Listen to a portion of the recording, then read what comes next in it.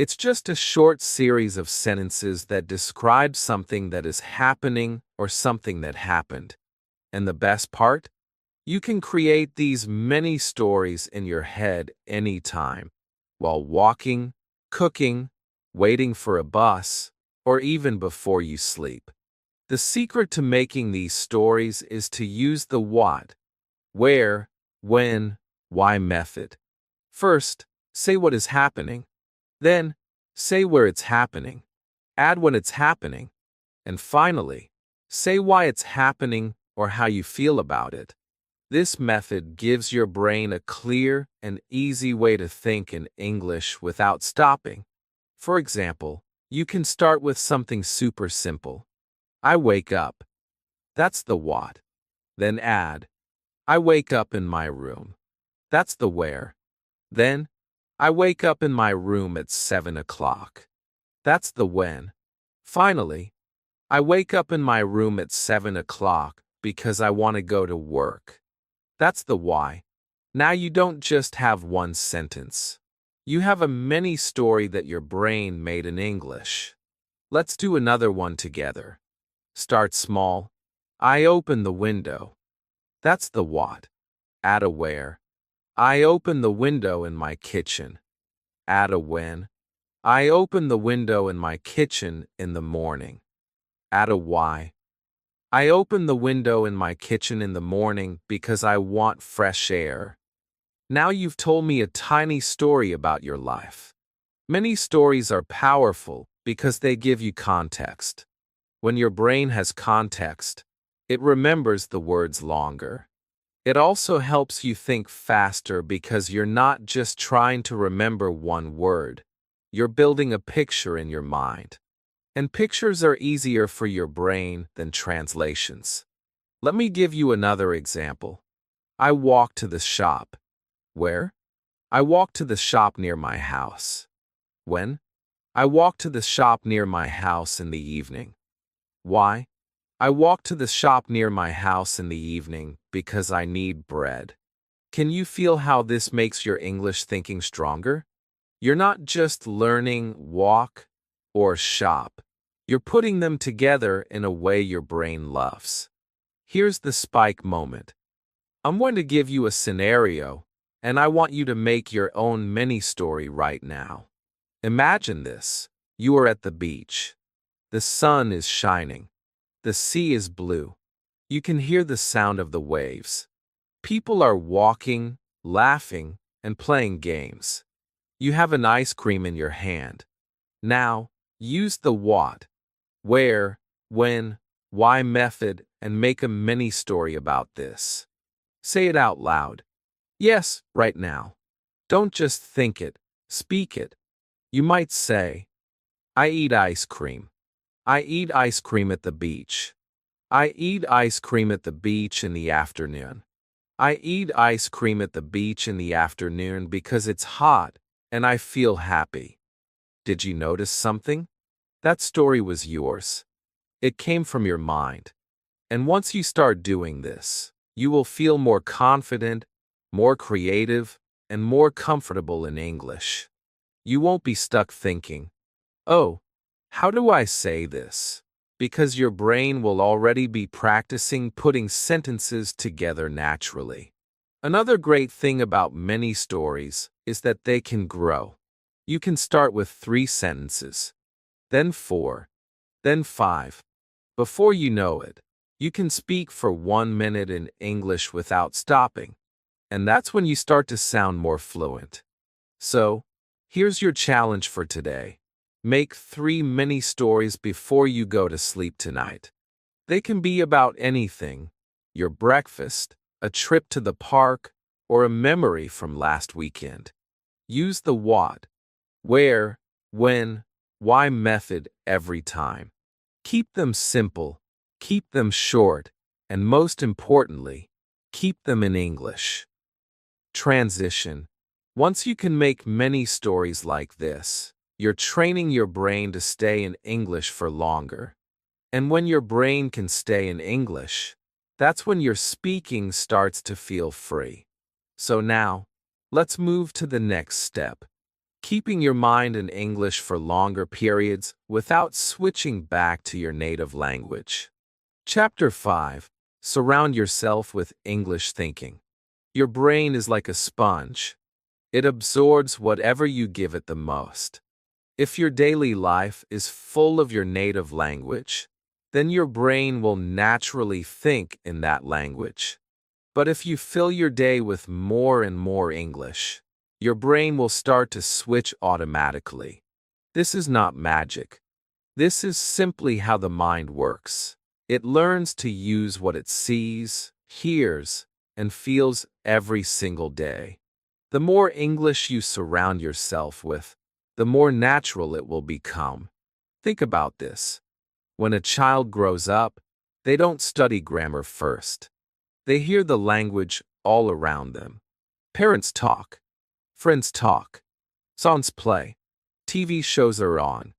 That child's brain gets used to that language, and one day, they speak without even thinking about it.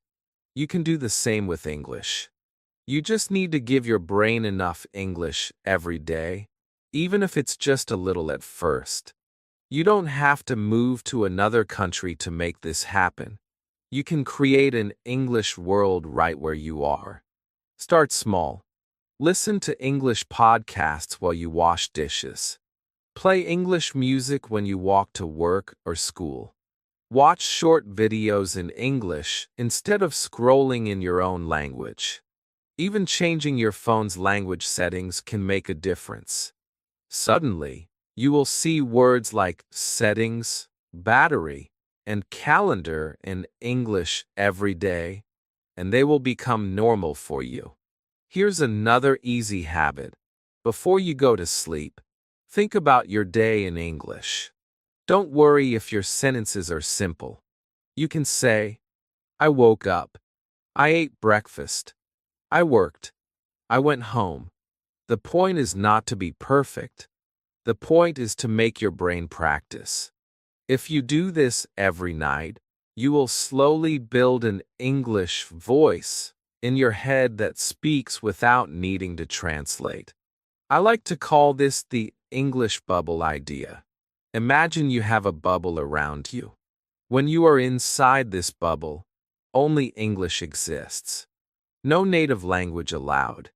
You can make this bubble at certain times in your day, maybe during breakfast, or when you're walking, or for the first 10 minutes after you wake up. Inside your bubble, you only listen to English, read English, and think in English. Even if you don't understand everything, your brain will get used to the rhythm and sound of English. Now here's your spike moment. I want you to try something with me. After this video ends, give yourself 5 full minutes where you do not think in your native language at all. Just English. If you see a chair, think chair. If you feel tired, think I'm tired. If you hear a sound, think it's raining or someone is laughing. You might notice your brain wants to go back to your first language, but don't let it. This is training. The more you do it, the easier it becomes. Over time, something amazing will happen. You'll be walking down the street, and suddenly you'll realize you've been thinking in English for the past few minutes without even trying. That's when you know your environment and your habits have started to change your brain. So, if you want English to feel natural, you have to live in it. Even for just a few moments each day, build your English bubble. Fill it with sounds, words, and thoughts. Make English your background music in life. And remember, you don't need to understand every single word. Your brain is smart. It will learn. Now that you've learned how to surround yourself with English, we're ready for the final step. The one that will make this habit stay with you forever. Chapter 6. Practice thinking in English every day. Here's the truth. Thinking in English is not something you master in one day. It's a muscle. And just like any muscle, it grows when you use it every single day. You don't need hours. You don't need a complicated plan. You just need a small, clear, daily habit. Even 5 minutes a day can change how your brain works. If you wait for the perfect time, that time will never come. But if you start today, you will see the difference in weeks, not years. The magic is in small moments. You can think in English when you are on the bus, when you are walking to the store, when you are cooking, or when you are brushing your teeth. You don't need a desk. You don't need a book. You don't even need the internet. Your mind is your classroom, and your life is your practice field. Let's say you are walking. Instead of letting your thoughts wander in your native language, choose one thing to describe in English. The road is long. The car is red. The wind is cold. That's it. Simple, but powerful. Because every time you choose English, you are training your brain to make it the default. Before sleeping is another golden time. You are calm. Your mind is free. This is when you can think about your day in English. Just pick 3 things you did and make short sentences. I went to work. I ate pasta. I talked to my friend. It doesn't matter if it's simple. The habit is more important than the words. And here's a rule. Don't wait for perfect grammar or the perfect word. Thinking in English is about speed, not perfection, at least in the beginning. If you stop to check every word in your mind, you will break the flow. Imagine you are playing music. You don't stop after each note to check if it's perfect. You keep playing. That's how you must treat English in your head. Keep going. Keep the rhythm. Now, imagine this. Right now, you may need to pause, translate, and then speak. But if you spend just 5 minutes every day thinking in English, in 6 months you will be faster. You will not stop in the middle of your thoughts. You will speak like the words are waiting for you. You will feel confident. You will feel light. You will feel free. Here's your spike moment. Close your eyes for a second and imagine you are in a cafe with a friend who speaks only English. You are talking about your day. You are laughing. You are telling stories. And you are not pausing to translate. The words come like water. You are in the flow. That can be you, if you practice daily. So, here's the deal. Start small. Every day, find your English moment. It could be in the morning while making tea. It could be during lunch. It could be right before you sleep. Just make it happen every day. No excuses. No, I'm too busy. You can always find 5 minutes. And if you start today, your future self will thank you. Because the person you will become in 6 months will look back and say, I'm so glad I didn't wait. You have the choice right now. You can let this moment pass, or you can decide. Today is the day I start thinking in English every single day. The first step is small, but the effect is huge. And the only question left is, will you take it? If you enjoyed this lesson and you're serious about thinking in English, make sure you subscribe to the channel so you don't miss any of my simple and powerful tips. Like this video, and leave a comment telling me which new tip you will try today. Also, share this video with a friend who is learning English too, because learning together makes it more fun. Remember, the sooner you start thinking in English, the sooner you'll speak with confidence. Keep practicing, keep smiling, and I'll see you in the next lesson.